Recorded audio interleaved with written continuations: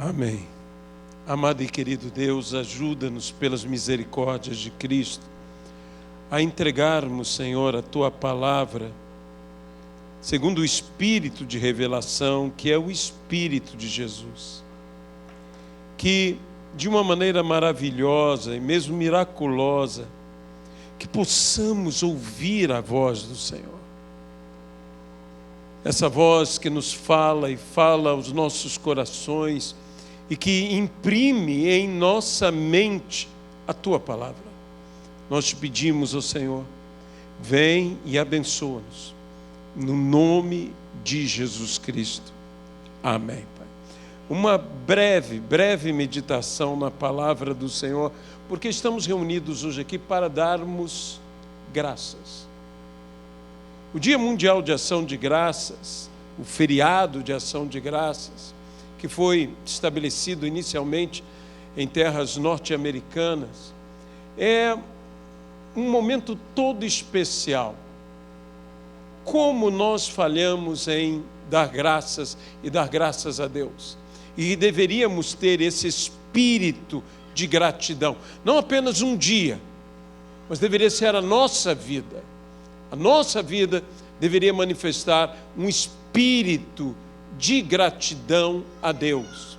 Mas é bom termos um momento como esse de celebração, em que podemos dirigir ao Senhor e testemunhar diante de todos nossa gratidão.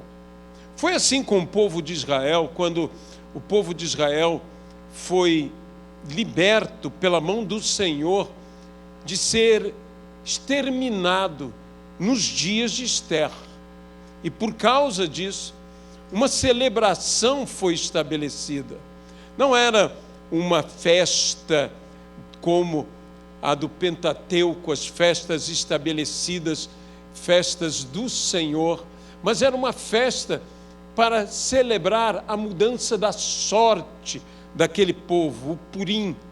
Assim, também nós temos essa liberdade de estabelecer datas, festas, para glorificarmos a Deus e nos lembrarmos de como Deus nos tem livrado, de como Deus nos tem abençoado. Eu ouvi algo que tocou tanto no meu coração, de um pastor, falando sobre aqueles reis que vieram do Oriente, chamados reis magos, e que trouxeram presentes ao Senhor, ouro, incenso e mirra, e depositaram ali, trouxeram aquilo ao Senhor. E este pregador lembrou-se dos dias do profeta Daniel, quando todos os magos seriam mortos, se não houvesse a revelação do sonho que Nabucodonosor havia tido. E Daniel, que teve então da parte do Senhor revelação do sonho e entendimento do significado do mesmo sonho, Daniel, através disso, livrou simplesmente da morte todos aqueles magos. E os descendentes deles guardavam gratidão por aquele dia. E quando eles ali foram celebrar o nascimento do recém-nascido rei dos judeus, parece-nos que havia presentes de gratidão. E eu, quando ouvi aquilo, falei, bem que pode ter sido, eu não posso afirmar categoricamente, mas se assim o foi, que maravilha! Passaram-se anos e anos e séculos, e a gratidão permaneceu. Que Deus nos dê um espírito de gratidão assim. Que passem os anos e anos e anos, e que se passar séculos e séculos, de geração em geração, permaneça a gratidão. Que isso é bom, que isso é agradável a Deus. Eu lerei, apenas para embasar, 2 textos muito que falam sobre a gratidão e sobre a ação de graças. Na primeira epístola do apóstolo Paulo aos Tessalonicenses, no capítulo de número 5, encontramos os diversos preceitos que o apóstolo Paulo, inspirado pelo Espírito Santo, empregou à igreja. E dessa forma entregou a todos nós. E já começa no versículo 16 dizendo: regozijai-vos. Não apenas alegrai-vos, mas regozijai-vos, que poderia ser traduzido como jubilai, explodir de alegria, sempre. Nós sabemos que a Bíblia diz: alegrai-vos sempre no Senhor. Outra vez vos digo, alegrai-vos. Mas aqui diz que devemos nos alegrar com grande intensidade. E diz: orai sem cessar, em tudo dai graças, porque esta é a vontade de Deus em Cristo Jesus para convosco. Esta é a vontade de Deus. Em tudo dai graças. Não apagueis o espírito, não desprezeis as profecias, julgai todas as coisas, retende o que é bom, abstende-vos de toda forma de mal, em tudo dai graças, porque esta é a vontade de Deus em Cristo Jesus para convosco. Essa é uma frase maravilhosa, mas que tem ainda uma intensidade ampliada por causa de quem a escreveu. A vida do apóstolo Paulo não foi uma vida fácil. Nós estamos ouvindo um homem, estamos ouvindo as palavras de um homem que assim a registrou escrevendo nessa epístola, de um homem que padeceu, que sofreu, que foi preso, que foi maltratado, que foi humilhado, que foi injustiçado, que nós poderíamos dizer várias coisas a respeito do apóstolo Paulo, e diríamos: e Paulo, e você ainda dá graças? Você ainda dá graças? E Paulo diz: em tudo dou graças. Eu não dou graças apenas quando as coisas são a meu favor. Eu dou graças em tudo. Em tudo eu dou graças. Eu dou graças porque eu fui preso por amor a Cristo. Eu fui graças porque eu fui torturado por amor a Cristo. Eu dou graças porque já estou pronto a ser sacrificado, morto, por amor a Cristo. Em tudo Paulo dava graças. Não dava graças apenas pelas coisas boas, pelas coisas positivas. O dar graças é um elemento sobrenatural em nossas vidas, e até mesmo a chave, se não a porta que abre a ação ao sobrenatural. Veja que Paulo relaciona todas essas coisas: jubilar-se, dar graças, não apagueis o espírito. Há algo em toda esta ação, e que o próprio Paulo fala em Efésios, capítulo de número 5, falando sobre ser cheio do Espírito Santo. Versículo 18: e não vos embriagueis com vinho no qual há dissolução, mas enchei-vos do Espírito, falando entre vós com salmos, entoando e louvando de coração ao Senhor com hinos e cânticos espirituais. E veja agora: dando sempre graças por tudo a nosso Deus e Pai, em o nome do nosso Senhor Jesus Cristo, sujeitando-vos uns aos outros no temor de Cristo. Veja que, de uma forma quase que central, está esse dando sempre graças, mais uma vez, por tudo. Por tudo. É dessa forma que nós somos cheios do Espírito Santo. Mais do que nunca, a igreja necessita em nossos dias ser cheia do Espírito Santo.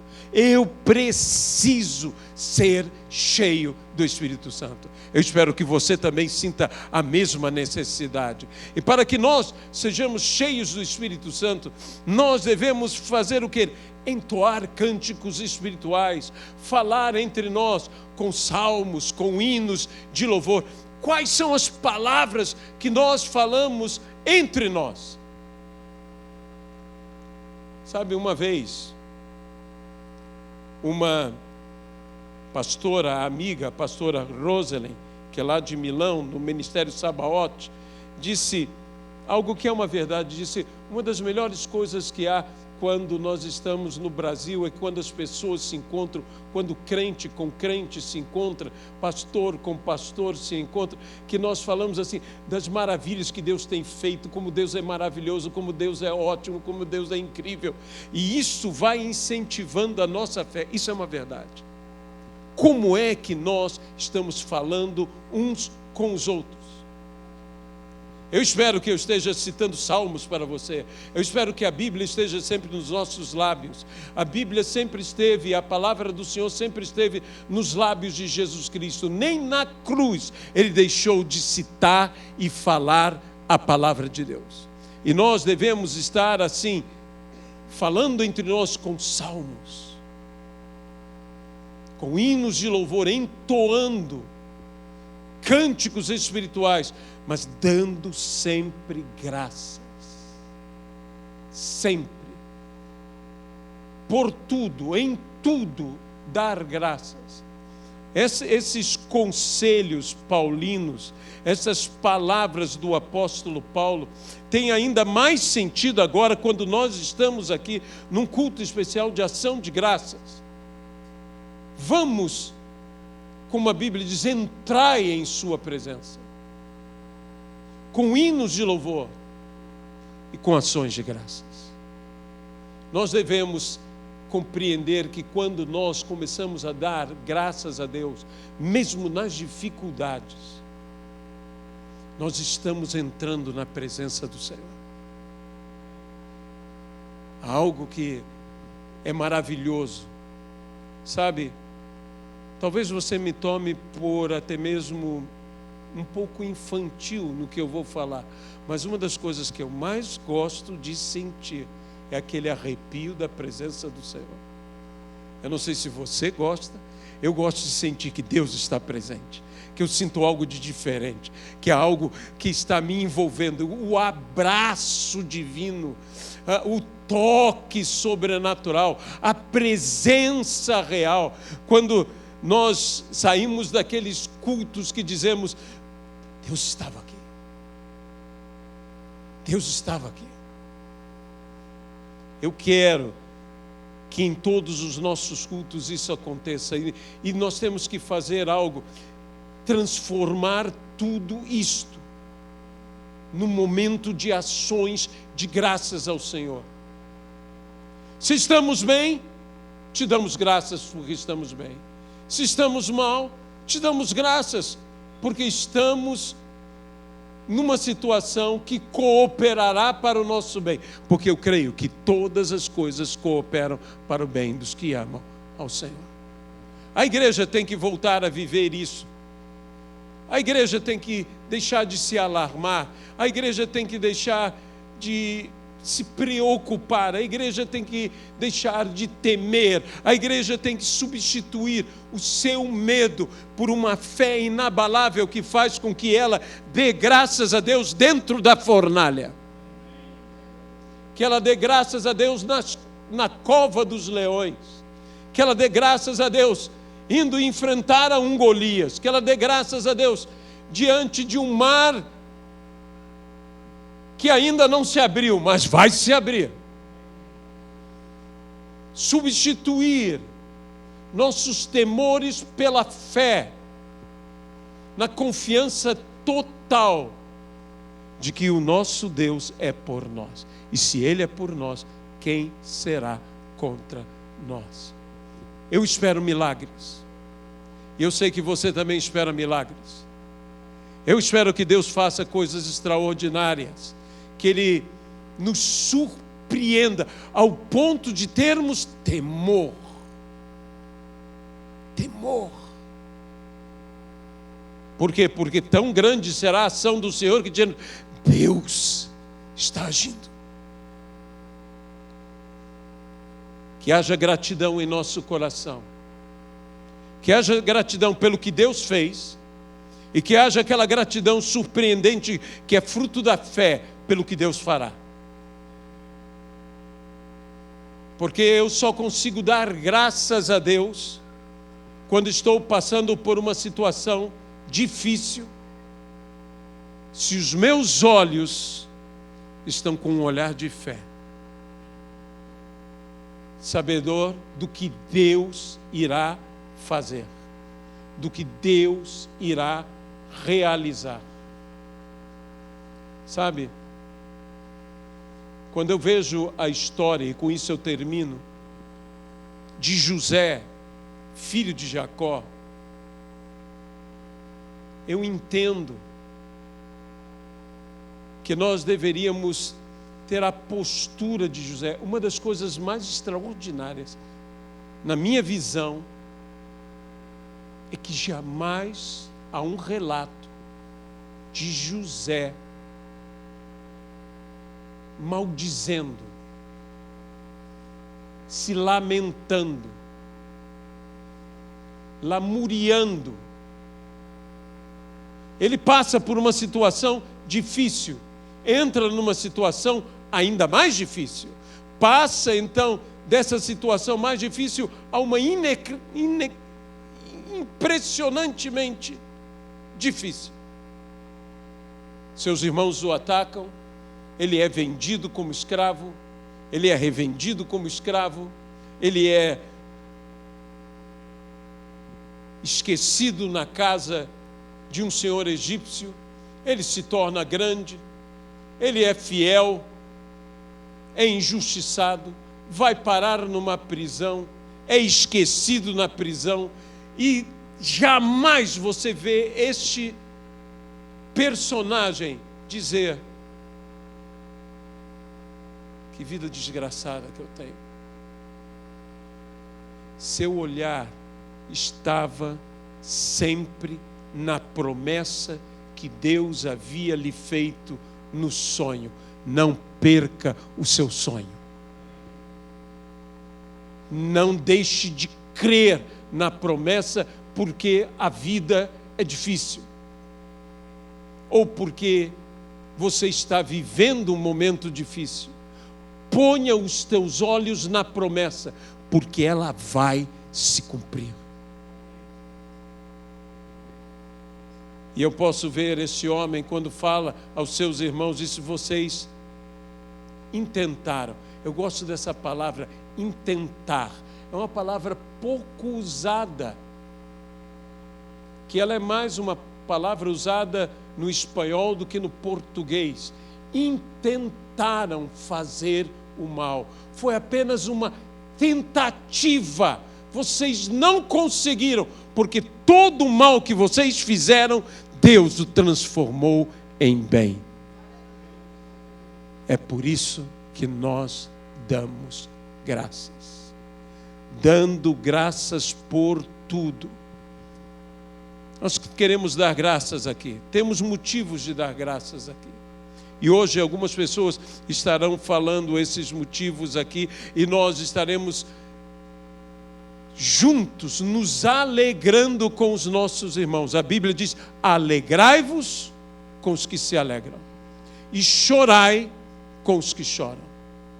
Nós devemos ter essa sintonia, nós devemos ter esse sentimento uns para com os outros, alegrando-nos com os que se alegram.